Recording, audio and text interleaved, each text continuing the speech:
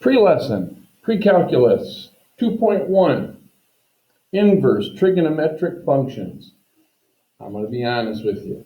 This lesson always has potential to throw people off. So I'm going to try to be very clear about something.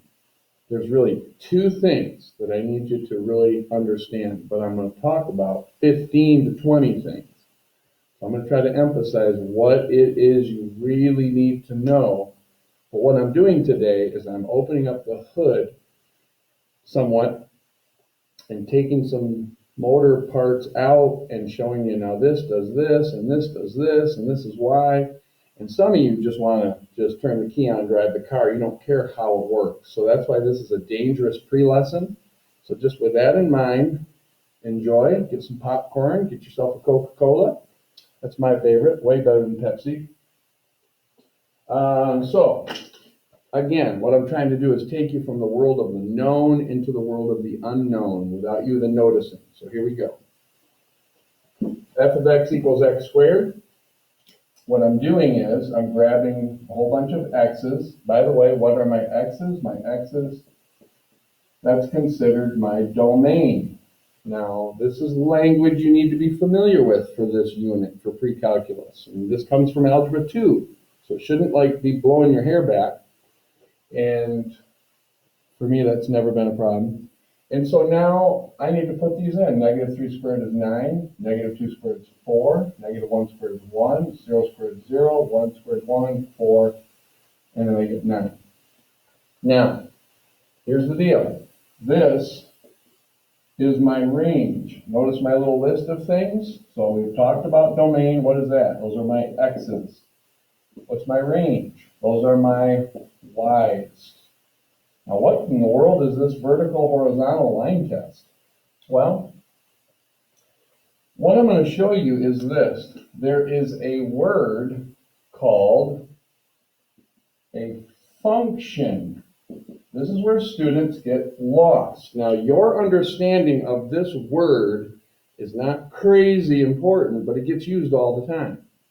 In order for a graph or an equation to be considered a function, it needs to pass the horizontal line test. In other words, I'm going to plot all these points, 0, 0, negative 1, 1, 1, 1, 2, 4, 2, negative 2, 4, positive 2, 4. And you can see that it kind of goes like this. I'm not going to plot these because they're off the chart. If I take a horizontal line test and I go a horizontal line through it, notice that? This would be considered not a function because it crosses the graph twice. Now some graphs, if they're like this, you can see the sine curve. If I did a horizontal line test, it would hit that graph an infinite number of times, so it's considered not a function. Now, why? Well, by definition, there can only be one unique y for every value of x. So if we take a look at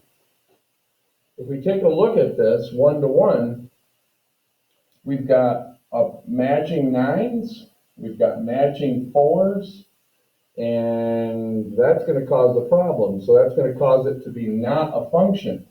Now here's what we do to make it a function. We get rid of half of it on this one, because now if I say, hey, I want my domain to be x is greater than or equal to 0, that means I take all of these out, and now all of my y values are unique. So now we have it passing the horizontal line test, and we say, yeah, this portion, this equation under this domain is a function. So you force it, you take whatever part of the graph off so that it passes the 1-to-1 test, which is the horizontal line test, and that can then in mathematics it's considered to be a function. And if a graph is considered to be a function, then it has this weird thing called an inverse function, which is something I'm going to talk about in just a few seconds, okay? So now let's take that mindset here. And let's say, okay, this is the sine function or graph. I shouldn't have used that word function. You see how strange that is? This is the graph. This is the equation. But the question is this a function? Well, no, because if I drew a horizontal line in there, it'd hit it multiple times. So what pre-calc does, and believe me, they could take any chunk they want, but what pre-calc does is they go from here, they take this out, and then they take this out, and they say, okay, that part of this equation would be a function because if I put a horizontal line test in there, it would pass that test. So this tiny portion of this massive graph is what pre-calc decides the domain, in other words, what the x's can be for this graph so that it can be considered a function. Because once it's a function, then you can find the inverse function. And you don't know what that is yet, but we're getting there. And so now let's take that same idea to cosine. Well, where would it pass? Where would it pass? Well, I could pick out quite a bit. But what pre-calculus does is it takes all of this out, and it takes this out, and it says, hey, look in between there. So our theta, which could be considered x, but in this moment I use theta, here I use x, can be greater than or equal to 0, less than or equal to pi. This is the domain you're going to use for cosine. Now, do you have to memorize that? Wouldn't be a bad thing, but I think I'll give it to you on your quizzes and tests.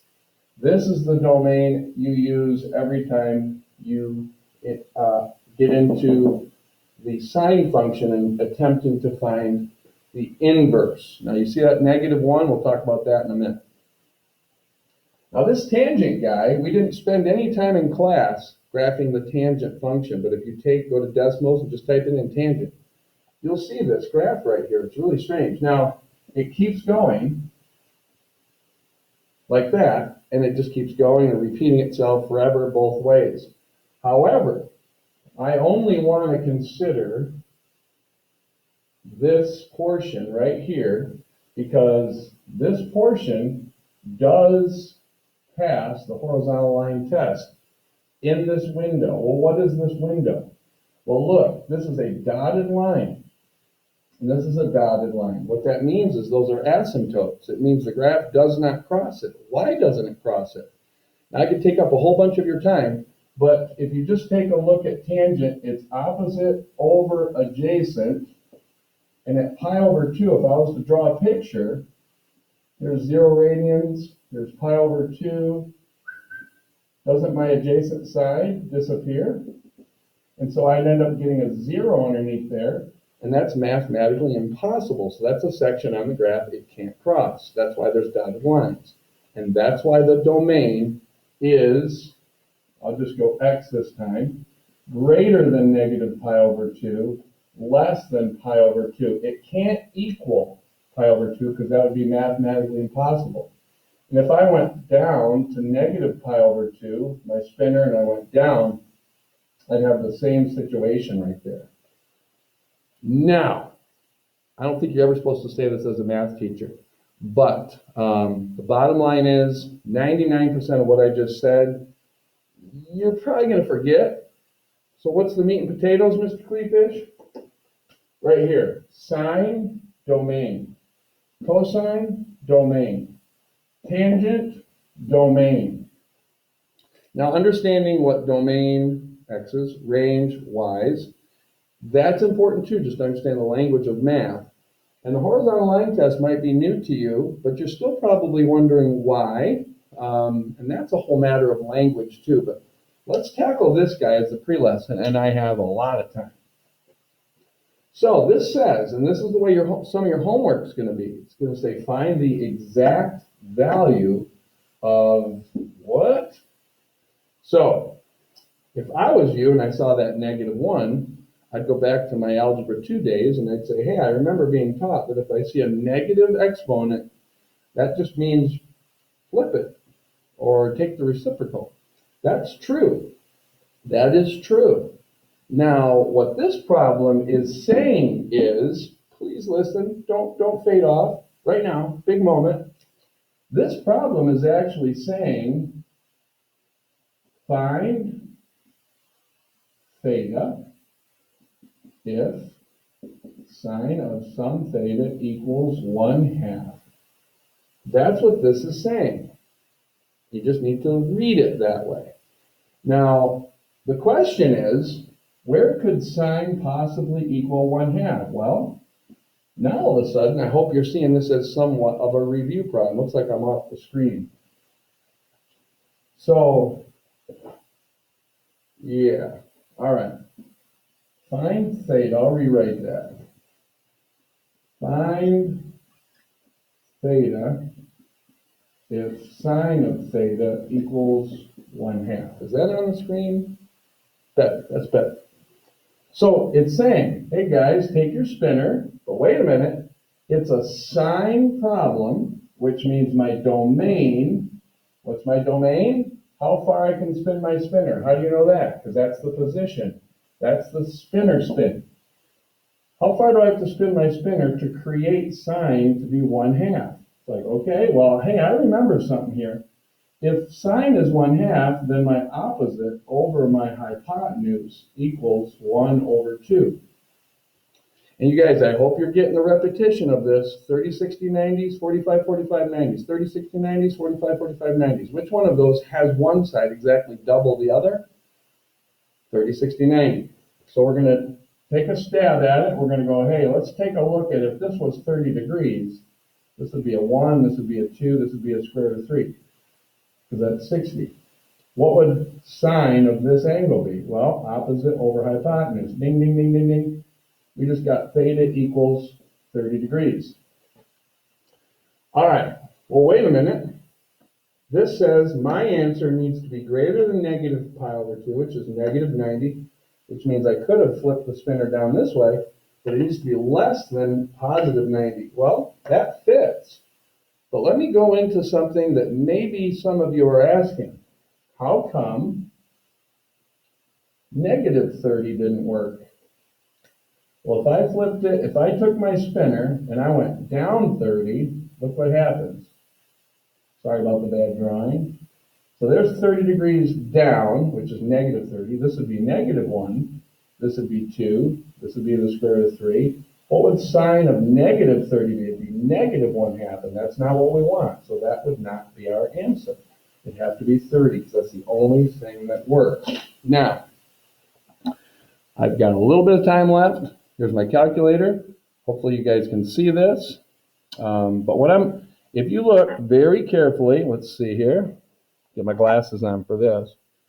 If you look right here really carefully, sine. Immediately above it is this blue on my calculator.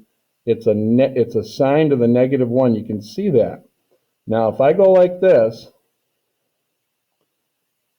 second, let's go up here, sine. See, it gives me that sine to the negative 1 there. And then I go 0.5, which is 1/2. That's actually the problem. Hit enter. See that? Tells me 30 degrees. Can you see that? Does that show up for you guys? Anyways, you are not supposed to use this little rascal, but I say, man, why don't you check your work, especially at the beginning of all this stuff, just to make sure you know what you're talking about. All right, there it is, guys. Pre-lesson. Are you confused? Take a look at some of the homework problems in the homework packet, and we'll try to make sense of it. All right.